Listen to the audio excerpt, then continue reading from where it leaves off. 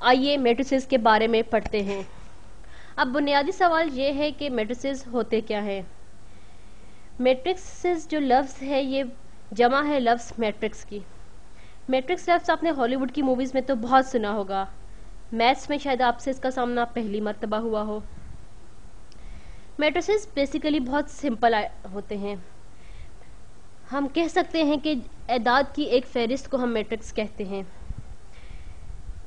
या फिर आप कह सकते हैं कि मैट्रिक्स हमारे पास नंबर्स का एक टेबल होता है। एक मिसाल लीजिए कि अगर मेरे पास एक टेबल है 5 1 2 3 0 -5 और इसको मैं ब्रैकेट्स में लिखती हूँ तो ये एक मैट्रिक्स कहलाता है। आप देख सकते हैं कि ये बुनियादी तौर पर नंबरों की एक फहरिस्त ही है।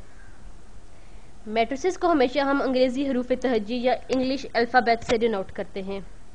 कुछ किताबों में मैट्रिसेस को डिनोट करने के लिए बोल्ड अल्फ़ाबेट्स या बोल्ड हरूफ तहज्जी इस्तेमाल होते हैं, इसीलिए मैं ए को बोल्ड कर चुकी हूँ। इस मैट्रिक्स को आप कहेंगे ये 2x3 का मैट्रिक्स है या 2x3 का मैट्रिक्स है, और इसको आप मैट्रिक्स के बिलो बोल्ड अल्फ़ाबेट के नीचे लिखेंगे। आप ज़रूर हैरान हो रहे होंगे कि इसमें 2 और 3 क्या है। 2 यहाँ पे मैट्रिक्स की नंबर ऑफ रोज को डिनोट कर रहा है और 3 नंबर ऑफ कॉलम्स को। आप देख सकते हैं कि इस मैट्रिक्स में मेरे पास 2 रोज और 3 कॉलम्स हैं। चलिए एक और मिसाल लेते हैं। मेरे पास एक मैट्रिक्स बी है जिसकी 5 रोज और 2 कॉलम है। अब मैं इस मैट्रिक्स को लिखूंगी 1 2 0 -5 10। ये मेरे पास मेरे मैट्रिक्स बी का पहला कॉलम है, और आप देख सकते हैं कि इस पहले कॉलम में भी 5 रोज हैं। दूसरा कॉलम है -10 3 7 2, और आप ले लें पाई ले लीजिए। ये मेरे पास 5x2 का एक और मैट्रिक्स आ गया है जिसको मैंने बी कहा है। मैट्रिसेस को यूजुअली हम वेरिएबल से रिप्रेजेंट करते हैं, और 2/3 जो है वो मैट्रिक्स का ऑर्डर रिप्रेजेंट कर रहा होता है। जो भी हमारे पास मैट्रिक्स के बीच में नंबर्स होते हैं उनको हम एलिमेंट्स ऑफ मैट्रिक्स कहते हैं। आप किसी एक एलिमेंट को भी चुन सकते हैं या इस्तेमाल कर सकते हैं। आपने अगर कोई एक एलिमेंट मैट्रिक्स में से निकालना हो तो उसके लिए ज़रूरी है कि आपको पता हो कि वो मैट्रिक्स में कहाँ वाक़या है। चलिए, अगर मैंने इस 0 एलिमेंट को बाहर निकालना है इस मैट्रिक्स से या इस्तेमाल करना है तो मैं इसको कैसे रेफ़र करूँगी। इसके लिए मुझे पता है कि ये दूसरी रो के दूसरे कॉलम में वाक़या है।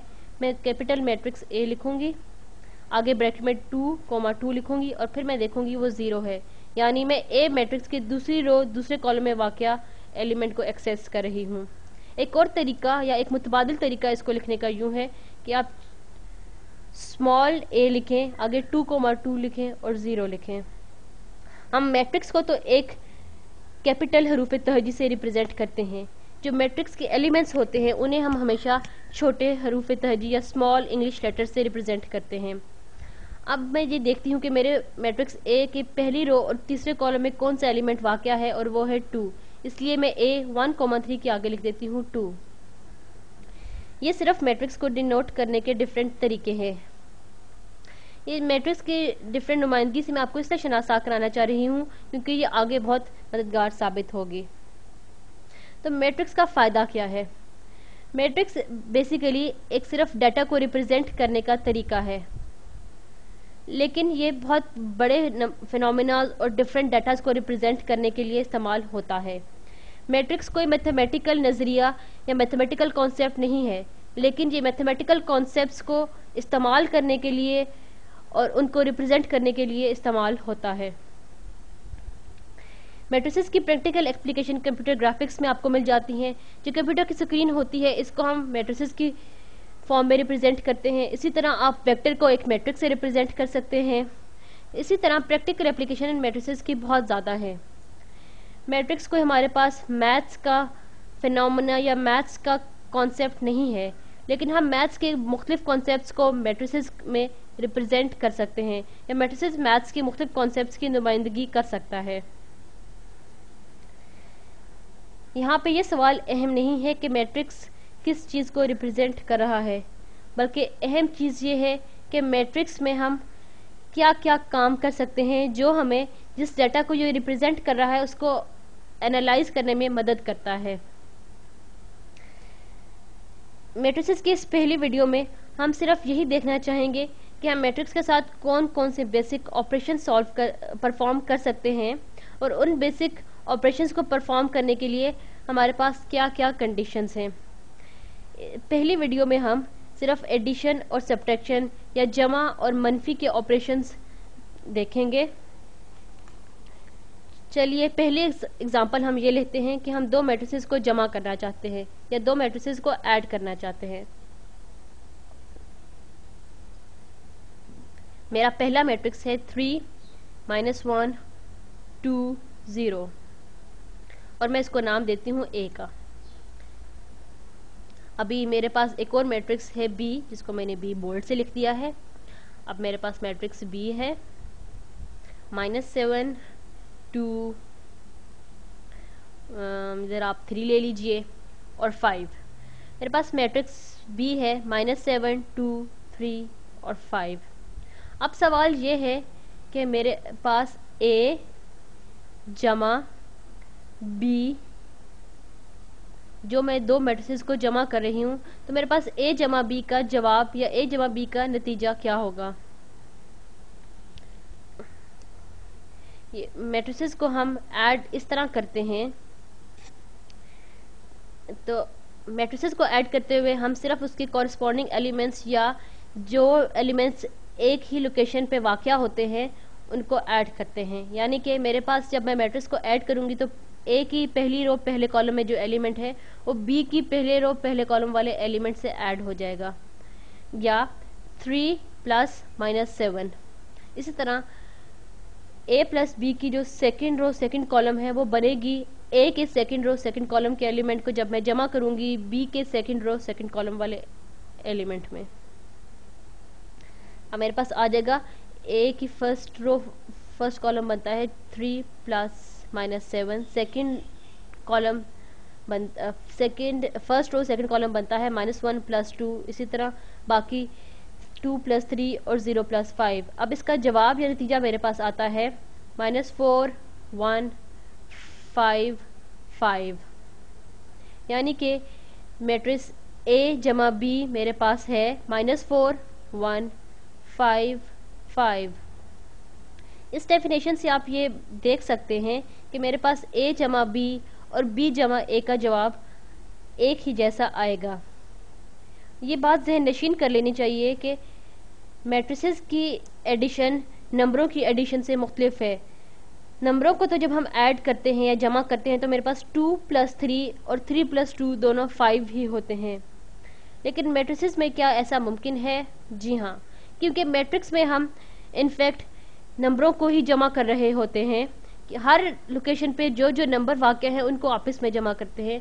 तो इससे फ़र्क नहीं पड़ता कि मैं 3 + 7 करती हूँ या 3 + 7 करती हूँ, 7 + 3 करती हूँ, जवाब दोनों केसेस में एक ही होगा। अब मैट्रिक्स सब्ट्रैक्शन की तरफ चलते हैं। यानी कि हम दो मैट्रिसेस को मनफी कर रहे हैं। मैं A में से B को मनफी करूँगी। इसका यही मतलब है कि मैं A + -1 × B कर रही हूँ। यानी कि मैं B को -1 से मल्टीप्लाई कर रही हूँ, यानी कि मैं B के हर एलिमेंट का साइन चेंज कर रही हूँ। इसको मैं यूं भी लिख सकती हूँ कि मैट्रिक्स A + -7 को जब मैं 1 से मल्टीप्लाई करूँगी तो मेरे पास 7 आ जाएगा। 2 को -1 से करूँगी तो -2, इसी तरह -6 और फिर मेरे पास 5। अब जब मैं इसको ऐड करने की कोशिश करूँगी A में, A और -B को मैं जमा कर रही हूँ। 3 + 7 = 10, -1 - 2 -3, 2 - 3 = -1 और 0 + 5 = 5। अब अगर आप 3 में से उन एलिमेंट्स को सब्ट्रैक्ट भी करें, A में से B के एलिमेंट्स को सब्ट्रैक्ट भी करें तो आपके पास यही आंसर आएगा। यहाँ पे -1 को लिखने का मकसद ये है कि मैं आपको ये बात वाज़िया कर दूं कि आप अगर एक स्केलर से मैट्रिक्स को मल्टीप्लाई करते हैं तो उस स्केलर से हर एलिमेंट के मल्टीप्लाई करते हैं। चलिए अब एक और एग्जांपल की तरफ चलते हैं। हाँ, यहाँ पे एक और बात मैं वाज़ा कर दूं कि मैट्रिक्स एडिशन के लिए हमारे पास कंडीशन या क्या रूल है। रूल ये है कि दोनों मैट्रिसेस का ऑर्डर सेम होना चाहिए, यानी कि दोनों मैट्रिक्स के नंबर ऑफ रोज और नंबर ऑफ कॉलम्स अगर एक जैसे होंगे तभी हम उन मैट्रिसेस को ऐड कर सकेंगे, वरना नहीं। यहाँ पे मैंने ये दो मैट्रिक्स लिखे हैं जो 3 रो और 3 कॉलम के हैं, यानी कि दोनों का ऑर्डर 3 क्रॉस 3 है।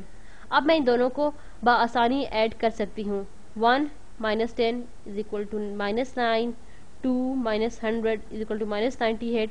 इसी तरह आप बाकी सारी एलिमेंट्स को भी ऐड करके जवाब लिख सकते हैं। लेकिन यहाँ पे ये बात वाजिया करती चलूँ कि कोई भी ऐसे दो मैट्रिसेस जिनका ऑर्डर सेम नहीं है, आप उनको ऐड या सब्ट्रैक्ट नहीं कर सकते। चलिए मैं एक मैट्रिक्स ब्लू से लिखती हूँ जो -3 और 2 पर मुश्तमिल है। एक और मैट्रिक्स में लिखती हूँ जो 9 और 7 पर मुश्तमिल है। अब सवाल यह है कि मैं इनको ऐड या इनको जमा क्यों नहीं कर सकती। ये इसलिए कि मेरे पास यहाँ पे कोई कॉरस्पॉन्डिंग एलिमेंट्स नहीं हैं जिनको मैं आपस में जमा करूँ। पहले मैट्रिक्स का ऑर्डर है 1 क्रॉस 2, यानी कि उसकी 1 रो और 2 कॉलम है, जबकि दूसरे मैट्रिक्स का ऑर्डर है 2 क्रॉस 1, 2 रोज और 1 कॉलम। जब भी मैट्रिक्स की डायमेंशंस या उसका ऑर्डर सेम नहीं होगा तो मैं उसे ऐड नहीं कर सकूंगी। जो भी मेरे पास 1 डायमेंशनल मैट्रिक्स होता है, यानी या उसमें एक रो होती है या एक कॉलम होता है, उसे हम वेक्टर कहते हैं। जो एक रो वाला मैट्रिक्स होता है उसे हम रो वेक्टर कहते हैं, और एक कॉलम वाले मैट्रिक्स को हम एक कॉलम वेक्टर कहते हैं। तो इस पे हमारा पहला लेक्चर इख्तिताम पजीर होता है। शुक्रिया।